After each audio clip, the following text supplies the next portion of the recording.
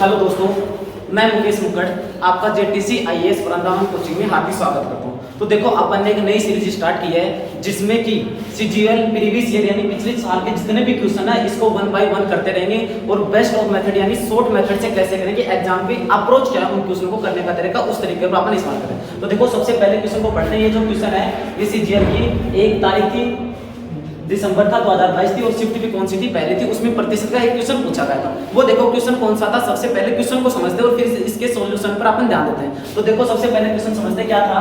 एक आयत की लंबाई और चौड़ाई में क्रमशः, इस क्रमशः वर्ड का मतलब क्या है, जो शब्द पहले आया तो उसकी इंफॉर्मेशन पहले मिलेगी, जो शब्द बाद में आया उसकी इंफॉर्मेशन बाद में मिलेगी। तो क्रमशः से पहले क्या है, लंबाई। इसका मतलब लंबाई में कितने प्रतिशत की वृद्धि हो रही है, 8% की। चौड़ाई में कितने की हो रही है, 5% की वृद्धि की जाती है। तो आयत के क्षेत्रफल में कितने प्रतिशत की वृद्धि होगी। यानी क्वेश्चन अपने को साफ साफ ये बोल रहा है कि किसी आयत की लंबाई में तो 8% की और चौड़ाई में 5% की वृद्धि कर दूं तो उसका जो एरिया होगा यानी उसका जो क्षेत्रफल होगा उस पर क्या प्रभाव पड़ेगा, ये क्वेश्चन वाले ने अपने से पूछा है। तो देखो मेरे भाई, सबको पता है कि आयत एक ऐसी आकृति होती है, ये मेंसुरेशन पढ़ेंगे तब इसके बारे में और क्वालिफाई कर, लेकिन आयत इस ऐसी आकृति होती है जिसकी आमने और सामने की भुजाएं आपस में क्या होती है, बराबर। ये भुजा इसके बराबर होगी और ये भुजा इसके बराबर होगी। और इसका जो एरिया होता है, इसका जो क्षेत्रफल होता है वो कितना होता है।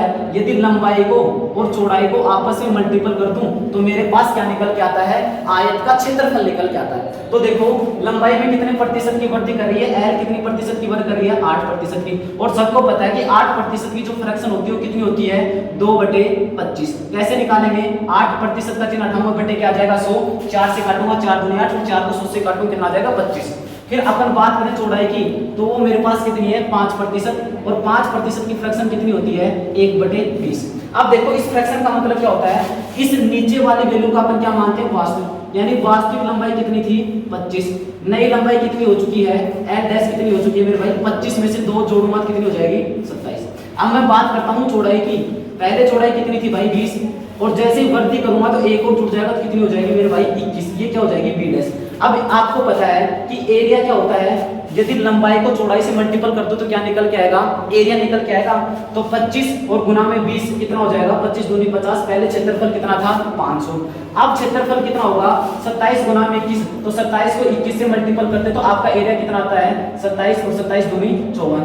तो 7 4 2 6 और 5 कितना आ जाएगा 567। यानी पहले क्षेत्रफल था 500, अब क्षेत्रफल कितना हो चुका है 567। कितने की वृद्धि हुई है 67 की, कितने से 500 से। प्रतिशत के लिए गुना 100, तो 00 से 00, 5 का भाग 67 में दूंगा तो 5 1 5, बच गए कितने 1, 5 दिए 15, बच गए कितने 2, 5 चौक 20। यानी 13.4% की मेरे पास किसमें क्षेत्रफल में, किसके क्षेत्रफल में वृद्धि होगी, आयत के क्षेत्रफल में वृद्धि होगी। आगे बात समझे, किसी को कोई दिक्कत।